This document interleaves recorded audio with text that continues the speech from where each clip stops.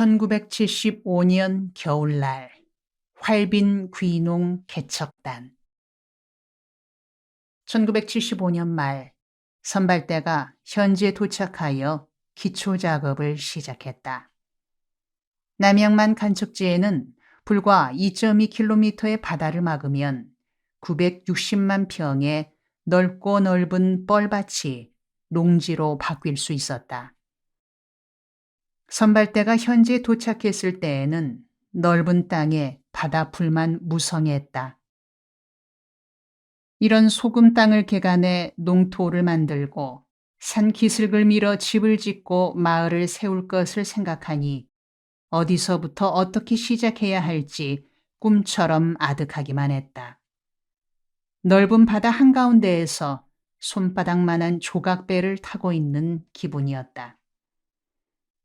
바다를 막는 제방을 쌓고 있는 지역인 이화리에 터를 잡았다. 헛간 하나를 빌려 연락처 겸 사무실로 삼고는 정착 사업을 시작했다. 1975년 11월이 지나 초겨울의 쌀쌀함이 느껴지는 때에 우리 활빈 귀농 개척단은 서울을 떠나 남양만 갯벌로 향했다. 트럭을 수십 대 빌려 판잣집 뜯은 자리에서 골라낸 쓸만한 나무 토막들과 냄비, 담요 등을 싣고 서울을 떠났다. 수원을 지나 시골길로 접어들자 비포장 도로가 시작됐다. 남양만이 가까워질수록 길은 험해지고 흔들리는 트럭 위에서 떨어지지 않으려고 애쓰는 가족들의 모습을 보며 인솔자인 내 마음은 실로 난감했다. 겁도 없이 괜스런 짓을 벌인 것이나 아닐까 하는 마음이었다. 농사 경험도 없고 예산도 없는 터에 수백 명 식구를 데리고 갯벌로 들어가는 것이 당최 무모하고 어리석은 일이라는 생각이 들기 시작했다. 그러나 지도자가 되어 그런 불안한 생각이나 모습을 드러낼 수도 없어 혼자 속으로만 삼키고 태연한 척 할 수밖에 없었다. 남양만에 가까이 오니 길이 너무 험해 트럭 위에 앉아 있기가 여간 어렵지 않았다. 트럭이 하도 요동을 치니 한 임산부가 "이거 애 떨어지겠구만요" 하고 고통스러운 표정을 지었다. 나는 트럭을 세워 운전수 옆자리에 그녀를 앉히고는 그 차는 늦게 와도 좋으니 조심스레 운전하며 뒤따라오라고 일렀다. 드디어 남양만 갯벌의 넓은 땅이 눈앞에 나타났다. 모두들 "이야, 넓은 땅이구먼" 하고 탄성을 질렀다. 그 순간에는 모두 기대에 넘치는 얼굴들로 변했다. 그러나 갯벌로 접어드니 얼마 전 비가 온 뒤라 길바닥이 미끄럽기가 빙판길이나 다름없었다. 트럭이 미끄러지고 흙탕으로 빠져들어가 감당할 수가 없었다. 우리는 트럭을 세운 다음 처자식들은 트럭에 앉혀두고 남정네들이 내려 삽으로 길을 만들며 차가 뒤따라오게 했다. 그때부터 나는 지도자란 길 없는 곳에 길 닦는 사람이거니 생각한다. 그래서 나는 지도자란 말을 한문으로 쓸 때에는 길, 도를 넣어 지도자로 쓴다. 그리고 선교란 길이 없는 곳에 길을 만들어 나가는 것이라고 생각한다. 바로 예수님께서 "내가 곧 길이요 진리요 생명이다" 하셨음에 따라 길 되신 예수님을 따라 길 없는 곳에 길을 열어 나가는 것이 바로 선교라 생각한다. 농촌에서 농민들이 살아갈 길이 없을 때 농민들의 살 길을 열어나감이 농민 선교요. 산업사회에서 산업의 길이 없을 때 경영자들과 노동자들이 더불어 힘을 합하여 산업을 일으키는 길을 찾을 때 그것이 산업선교다.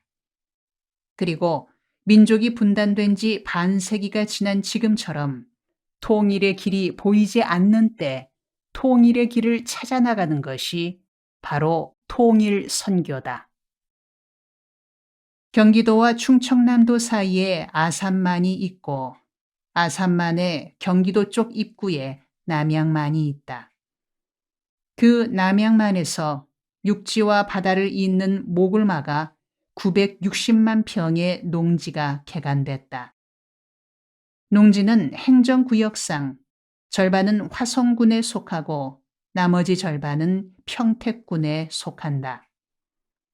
땅에서 모두 1,200세대가 새 농촌을 세우는 일에 도전했다. 1,200세대 가운데 460세대가 서울에서 내려간 사람들이었고 그 중에서 50세대가 활빈교회 교인들이었다. 처음에 우리 50세대는 한 마을을 이루어 이스라엘의 키부츠처럼 협동 농장을 세우려 했다. 그러나 행정당국은 우리가 구상하는 공동체 생활이 공산주의식 집단농장 형태와 비슷해 우리 체제에 합당치 않다며 허락하지 않았다. 또 서울에서 워낙 악명을 날렸던 활빈교회와 주민들인지라 한 마을에 모여 있으면 다루기가 어려울 것이라 생각했던지 한 곳에 모여 사는 것을 허락하지 않았다. 우리 활빈 귀농개척단 단원 50세대는 행정관청의 계획에 순응하기로 하고 남양만 지역의 15개 마을에 골고루 흩어질 수밖에 없었다. 처음에는 모두들 완강히 반대했으나 다시 생각해보니 그리 나쁜 일만은 아니라는 생각이 들었다. 왜냐하면 그렇게 되면 우리 활빈 운동의 터전이 남양만 지역 전체로 넓혀지는 것이 아니겠는가 하는 생각이 들었기 때문이다. 생각했던 대로 전 지역 주민들이 우리들의 활동 범위에 쉽사리 들게 되었다. 결국 흩어져 정착한 이 일은 오히려 전화위복이 돼 남양만 지역 1,200세대 15개 마을 전체를 하나로 조직할 수 있었으며 각 지역에 7교회를 동시에 세울 수 있었다. 이즈음 나는 목사 안수를 받았다. 새로 정착한 터전에서 받은 목사라는 직위는 나에게 더욱더 책임감을 갖게 했고 희망찬 각오를 다지게 했다. 이어서 우리는 각 세대가 배정된 마을로 들어가 먼저 화장실을 짓고 이어서 갯벌 위에 천막을 쳐 공동체 생활을 하며 개척자의 길을 시작했다. 우선 해야 할 일은 소금 땅을 농토로 만드는 일이었다. 농자금도 장비도 경험도 무엇 하나 제대로 갖추지 못한 우리는 삽과 괭이만을 들고 소금 땅에 도전했다. 갯벌 바닥에 수로를 닦은 뒤 남양호 물을 끌어들여 소금기를 없애는 일에 겨울 한철을 보냈다. 한겨울의 바닷바람은 차고 매서웠다. 그 바람을 견디며 겨울을 지내는 동안 손등이 터져 피가 흘렀다. 우리는 손등에 흐르는 피를 혓바닥으로 핥으며 삽질을 거듭했다. 그리고 소금물에 절어버린 손톱들이 일어나 뒤로 젖혀졌다. 그렇게 젖혀진 손톱을 반창고로 싸매면서 일을 했다. 무엇보다도 힘들었던 것은 먹을거리 문제였다. 갯벌 바닥에 천막을 치고 합숙 생활을 하는 터라 제대로 된 주방과 식탁을 마련할 수 없었다. 큼직한 가마솥을 걸어두고 보리쌀 한 마를 부은 다음 바다에서 건진 망둥이, 숭어, 새우 등을 넣고 끓였다. 산과 들에서 소나 토끼가 먹는 풀이면 사람에게도 해가 되지 않으려니 생각해 그것들을 채소 대용으로 먹었다. 아카시아 잎이나 질경이, 비름나물, 쑥 등이 우리의 채소였다. 남양만 곳곳에 세워진 7교회가 주민 봉사활동과 지역사회 개발 사업의 중심이 됐다. 교회당 건물들은 낮 시간에는 타가소가 됐다. 600여 명의 아이들을 27명의 교사가 돌봤다. 그런 상황에 나는 마을은행인 남양만 신용협동조합을 설립해 저축운동을 폈다. 타가소 교사들을 앞세우고 지역 내 가정을 방문하며 저축을 독려했다. 10원이든 20원이든 주머니 속에 두지 마시고 저축합시다. 흩어져 있으면 별 쓸모 없는 잔돈이지만 모이면 생산 자금으로 바뀝니다. 그렇게 저축을 권하고 다니니까 주민들이 나를 보며 한심하다는 듯이 말했다. 목사님, 정신 있는기요, 없는기요? 정신 차리시라요. 왜 그러세요? 지금 끼니도 제대로 못 챙겨 죽도 아니고 밥도 아닌 꿀꿀이죽을 먹고 지내는 터에 저축은 뭔 저축이야요. 목사님, 아직 치매 걸릴 나이도 아니신데 왜 그러고 다니세요? 그건 모르는 말입니다. 먹을 것이 있는 사람들은 저축을 안 해도 되지만 우리처럼 먹을 것이 없는 사람들은 저축해야 합니다. 있는 사람들은 언제든 가진 것으로 살아갈 수 있지만 우리처럼 갯벌바닥에 내려와 맨몸밖에 없는 사람들은 무슨 희망으로 살겠습니까? 각 가정에 흩어져 있는 푼돈들을 모아 목돈으로 만들어 생산적인 일에 투자해야 합니다. 그래야 장래가 있습니다. 지금 굶을수록 저축하고 투자해야 미래가 열립니다. 그런데 아이러니컬하게도 저축하면서 살자는 내 말에 주민들보다 교인들의 반대가 더 심했다. 목사님, 어리석은 짓 하지 마세요. 왜요? 그렇잖아도 돈이 없어서 교회 헌금도 못하는 형편인데 저축하고 나면 헌금을 더 못하게 되잖아요. 그렇지 않습니다. 돼지도 잡아먹으려면 길러서 잡아먹듯이 교인들에게 헌금하게 하려면 먼저 경제력을 길러줘야죠. 지금 헌금한들 얼마나 하겠습니까? 부자 되게 만들면 헌금도 제대로 할 게 아닙니까? 주민과 교인들에게 이런저런 핀잔과 비난을 들으면서도 나는 열심히 저축을 권유하고 다녔다. 그런데 가장 자주 들려오는 핀잔은 그렇게 저축하여 기금을 만들어두면 엉뚱한 사람들이 챙긴다는 불신감에 따른 소리였다. 목사님, 괜한 일 하십니다. 왜 그러세요? 목사님이 그렇게 동네방네 다니며 애써봐야 결국 도둑놈 키우는 일밖에 되지 않을 깁니다.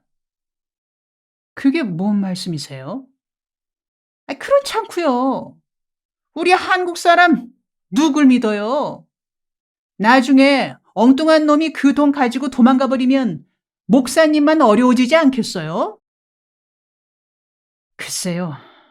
그렇게만 생각하면 아무 일도 못하죠. 혹시 신용조합에 사고라도 난다면 제가 책임을 져야죠. 제가 별로 값은 못 나가는 사람이지만 그 정도 책임질 힘은 있습니다. 다른 사람을 못 믿으시겠다면 날 믿고 저축하세요. 절대로 잘못되지 않도록 제가 책임지겠습니다. 그렇게 시작한 신용조합이 이제는 160억 원의 자산을 이뤘다.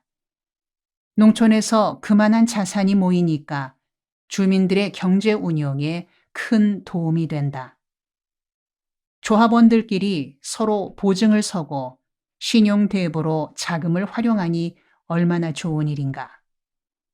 나도 궁할 때면 신용조합에서 자금을 빌려 때가 되면 이자를 지불하고 힘이 되면 갚는다. 서민들이 서로 믿고 힘을 모으면 큰 일을 이룰 수 있는 것이다. 그렇게 겨울을 지내고 봄이 되자 우리는 모짜리를 만들고 벽시 뿌릴 채비를 하였다. 그런데 어느 날 농림부에서 활빈교회 앞으로 공문을 보내왔다. 농림부 장관 이름으로 작성된 문서는 남양만 간척지에는 염분이 너무 많아 농작물이 자라기에 적합하지 못한 땅이니 금년에는 파종하지 말라는 내용이었다. 만일 파종했다가 수확에 실패할 경우 정부는 책임질 수 없다는 단서까지 붙어 있었다. 나는 15개 마을 대표들을 활빈교회로 소집했다. 각 마을에서 2명씩 30명의 대표들이 교회에 모여 이 문제에 대해 토론했다.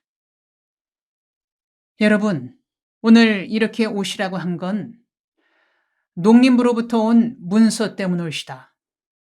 다름 아니라 우리가 겨울 동안 정성 들여 물길을 트고 길을 닦고 개간한 이 남양만 땅이 소금기가 너무 많아 금년 농사는 불가능하니 파종하지 말라는 통보가 왔습니다. 이에 대해 마을 대표인 여러분들의 의견을 듣고자 합니다. 아니, 목사님, 그게 뭔 말입니까? 200세대도 아니고 무려 1200세대가 모여 있는데 농사 짓지 않으면 어떡하라는 겁니까?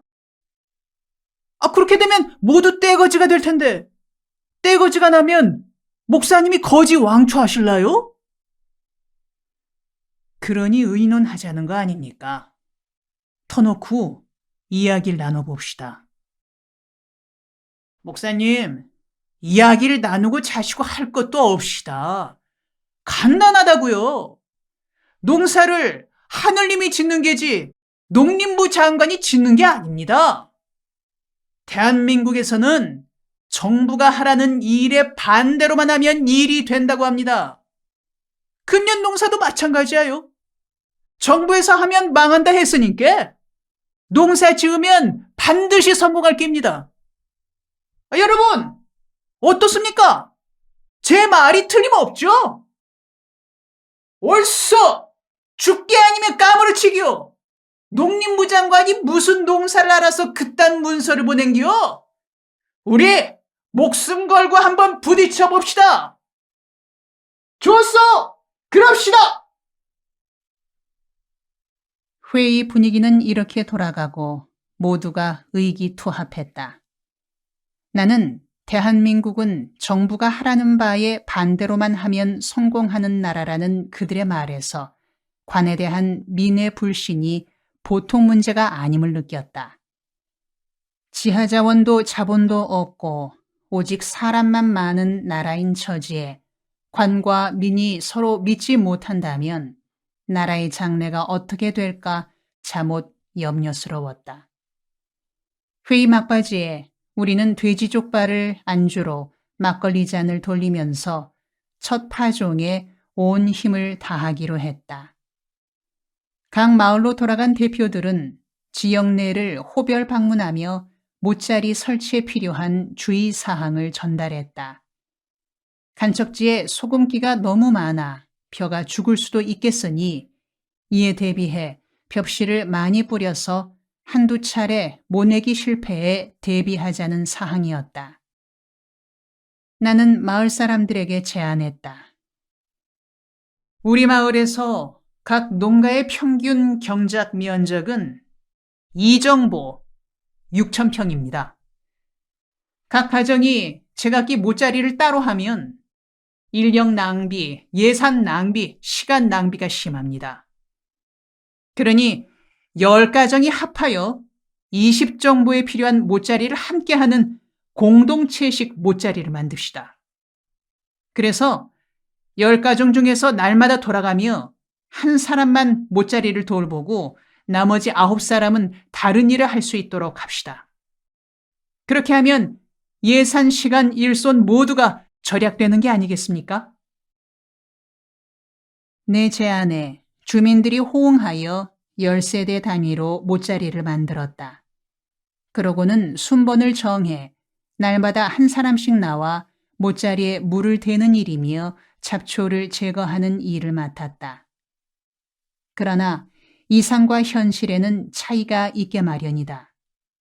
이 일도 순조롭게 진행되지 않았다. 모짜리에 자주 물이 마르고 잡초가 무성히 자라 보기가 민망스러웠다. 개인이 하는 이웃 모짜리들에 비해 모가 자라는 모양이 볼품없었다. 벼농사는 모짜리 농사가 절반인지라 우리는 조급해졌다.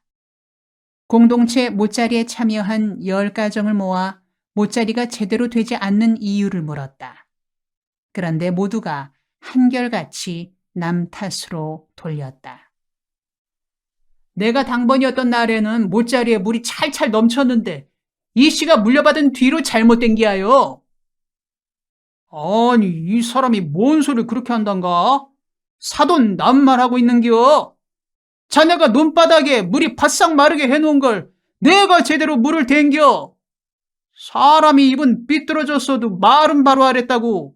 젊은 사람이 그런 소리를 하면 못 쓰는겨? 아니, 이씨! 어디다가 나에게 떠넘기는 거요? 그쪽에서 잘못했으면 사나이답게 인정하시라요. 이런 식으로 시비만 늘고 모짜리 사정은 달라지지 않았다. 조급해진 우리는 어쩔 수 없이 10가정 몫의 모짜리를 다시 10등분하여 각자가 자기 몫만 돌보도록 했다. 그랬더니 며칠 안에 잡초가 씻은 듯이 없어지고 모짜리에는 항상 물이 찰랑찰랑 넘쳤다. 이런 우여곡절을 거치면서도 모는 자라서 모내기 하는 시기가 됐다. 첫 모내기를 끝낸 뒤로 나는 날이면 날마다 논에 나가 모가 제대로 뿌리를 내리고 자라는지 살폈다. 벼는 생명력이 강한 작물인지라 한번 뿌리를 받고 나면 여간에서 죽지 않는다. 그래서 날마다 뿌리를 받고 살아남는지 살피러 다녔다.